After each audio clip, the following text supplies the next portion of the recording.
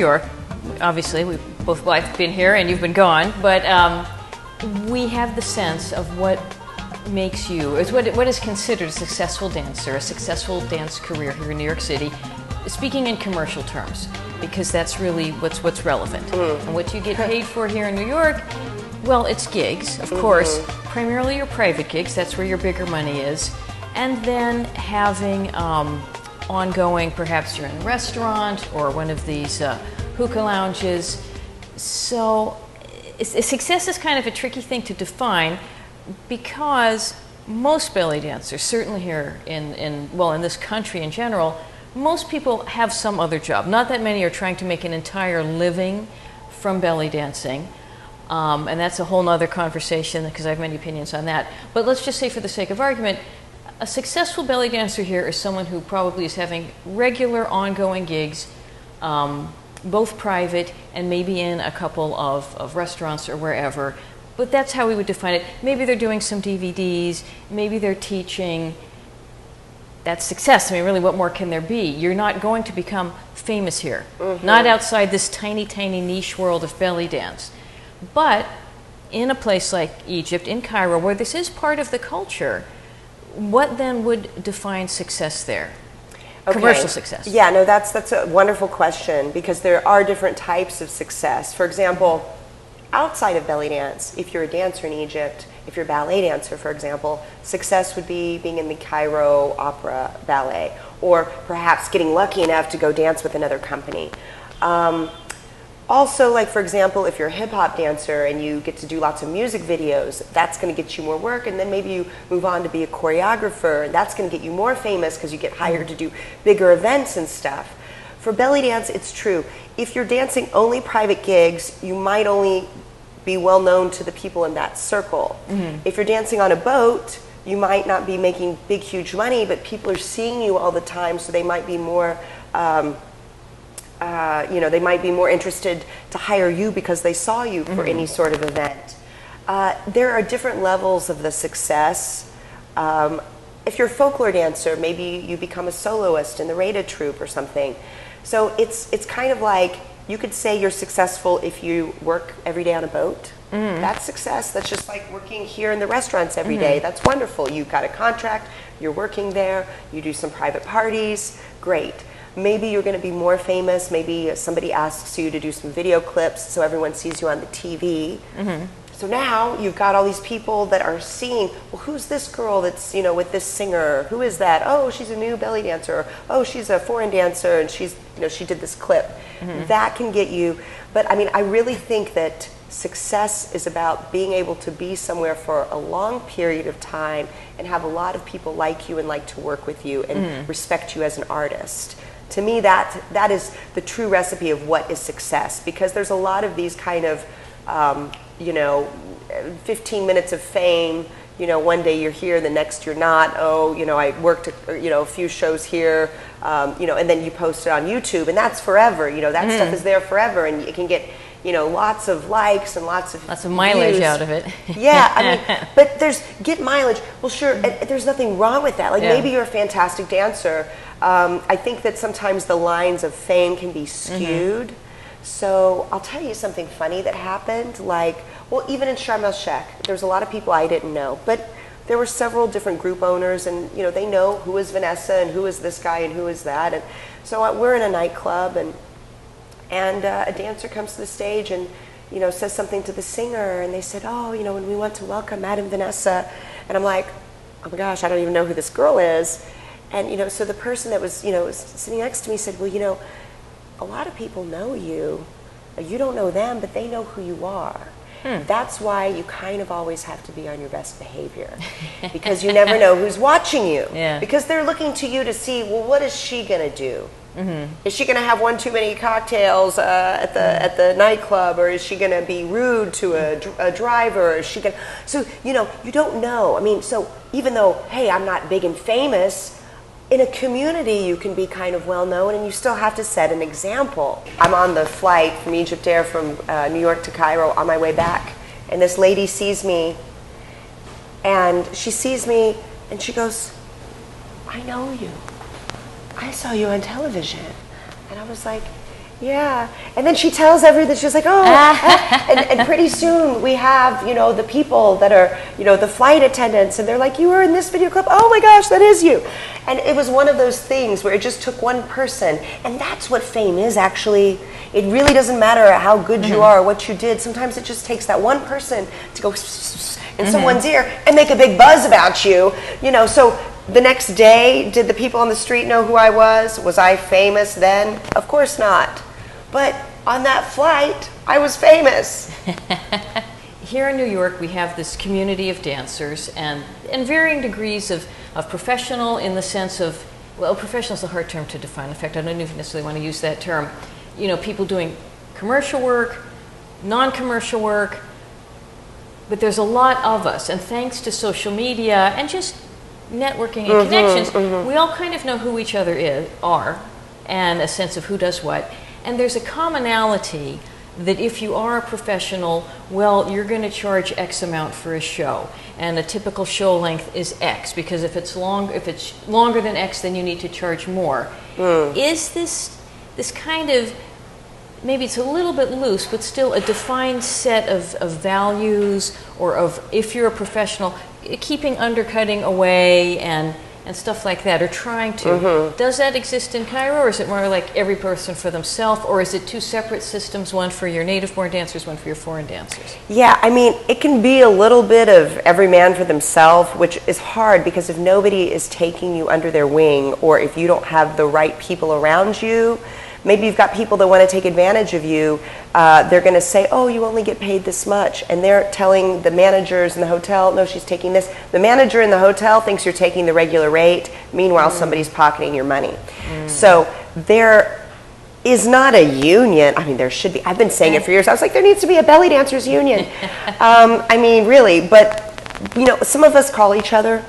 I've done that before where I say, hey, look, somebody talked to me about this.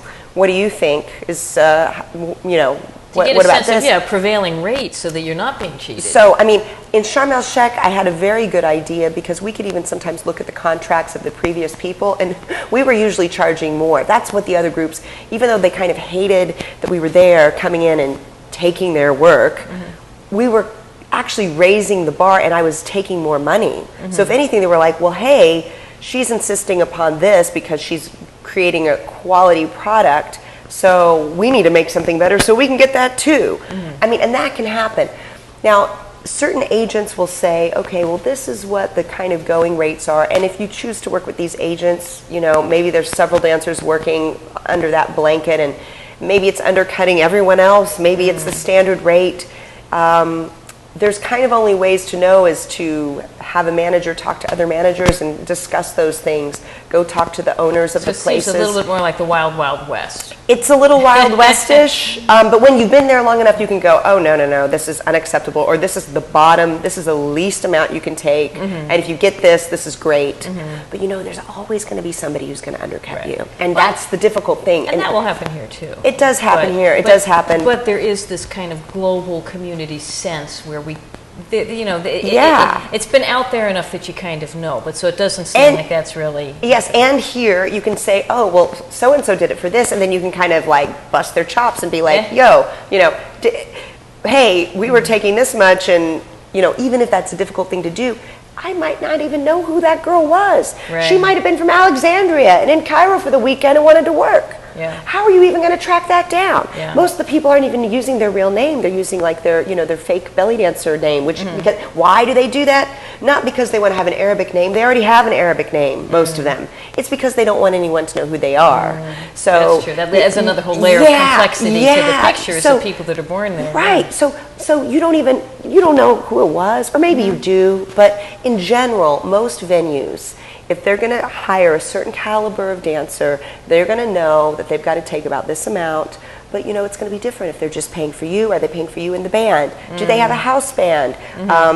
You know, I have found sometimes that it pays better for me to work in places where they have a house band, and I just take the money solo, because when you're responsible for everybody, but then in other venues, I have to bring my own band. That's how they work. That's their system. So I have these guys. It's a lot of There's a lot of variables. Yeah. So it's so hard to nail down a price. Yeah. The things are always changing. Maybe you're working somewhere for 30 minutes. Maybe you're working somewhere else for 45 minutes. Maybe you take the same money for the 45-minute show as you take for the 30-minute show, which could be wrong. However, you get a better deal with the tips, or they fit you in between these two time slots, and you're like, oh, might as well just do it. I'm curious too, would you say, given that in New York, and over this 8-year time period, and I would say it was right about when you left, we were in a boom time, and it's been going down.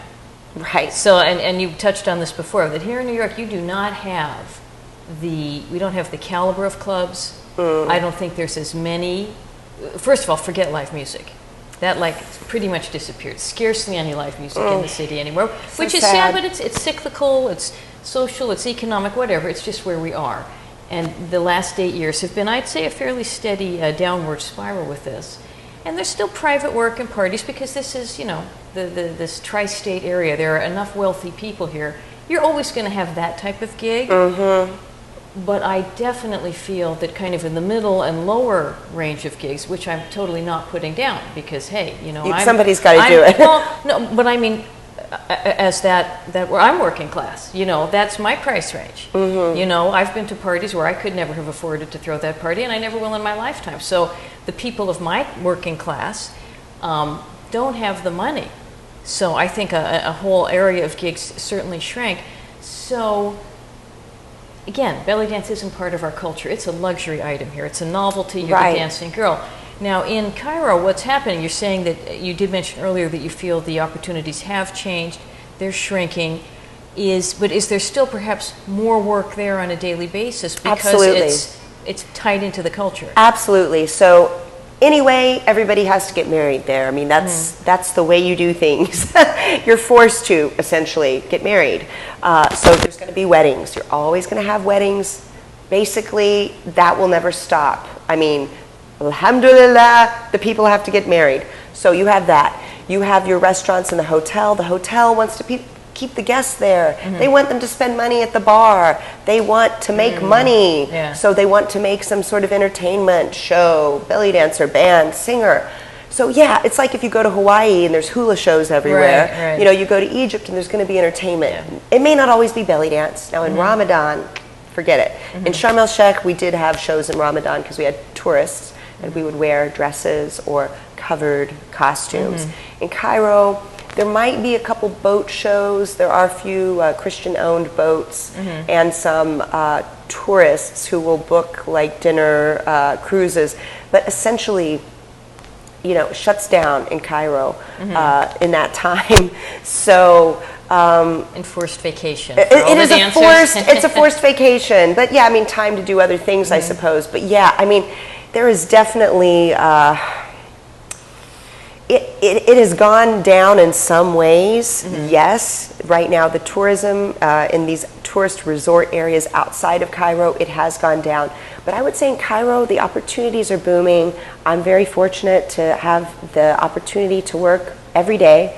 Sometimes I want a day off, and I can't get it because I can't get someone to cover me because they've got work. And when people decide to go on vacation, forget it. You're not too bad. You better suck it up and do it, because if you don't have someone to cover you, you better show up. You don't want to leave the people in a lurch because you need them to want you every day.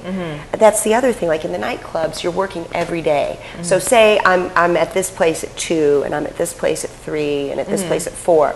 They don't like to mess with their schedule. They've got 5 dancers or 3 singers and 3 dancers. They've got a bunch of stuff they've got to deal with. They don't want to be every day going, okay, Noel, are you going to be here? No. They want to know Vanessa's there too. Okay. So basically, you work every day in all these venues. You just keep going. You keep going every day until it's been 3 weeks and you're like, okay, I got to have 2 days off because I can't deal with anything. Time to have a day off, but you're not just taking the day off in the one place. You've got to organize it with everybody. Oh my goodness. So the way I see it is, if I'm going to be bothering to put my makeup on, if I'm going to do one show, I might as well do 5. If I'm going to do one, just bring it on. What's one more? Oh, it's 7 in the morning. Perfect. Let's just do another one. Let's crank it out. Because you're already there. So that opportunity does exist in Cairo and not many other places. Yeah, definitely. Of course, Dubai, Lebanon, they Right. also have nightclubs and shows and hotels, again, wanting to have the entertainment, wanting to keep the people there. It's tied into the tourist industry. Again, it's like really a yeah. pillar of your tourist It industry is. there. But I would say in Egypt, in Cairo specifically, the nightclubs, you have people who live there that are just like, hey, we want to go out. We got off work. We want to. So these are the regular guys. That's it, because that's part of the community, as are the weddings, and Yeah. then the hotel gigs is the tourism. It's so the you tourism, kind of have a perfect yeah. storm there. Yeah. So it's been very, very fortunate. Yeah. Better than here, I would say. Not that it bothers me, but yeah. Right. Well, and I think that's why a lot of people, they think they want to come to Cairo for that. But then you also have to realize you're working really hard. Like I have never worked so hard in all my life. Do you know what I mean? Yeah, I've yeah. never worked so hard. And here there's that community of dancers where you go, hey, I can call these 5 people and I know sure. they're going to do a great job. Yeah. They're going to be on time. Yeah. They're not going to cause a problem. They're not going to try to talk to the manager. They're not trying to undercut. They're not going to try to take the work. These girls are cool. We all have like a sisterhood have our and network, camaraderie. yeah. And you got that. Cairo, that's why I've got just like my few people that I can rely on to sub. Like right now, as we're here, I've got people over there that are working in my time slots. But you can't just send anyone because they could cause a problem. Exactly. And sometimes it's even better to say, when I get back, we'll work out our time slot. And I might have to wait a week or two to get fitted right back in to the schedule because I don't want to be responsible in all of these places when I'm gone. I know I can cover a few places, but then over that, it can be a burden, and then you don't want to be responsible for anything like that. Have to reflect badly on you. Yeah. Exactly. It's a lot of work.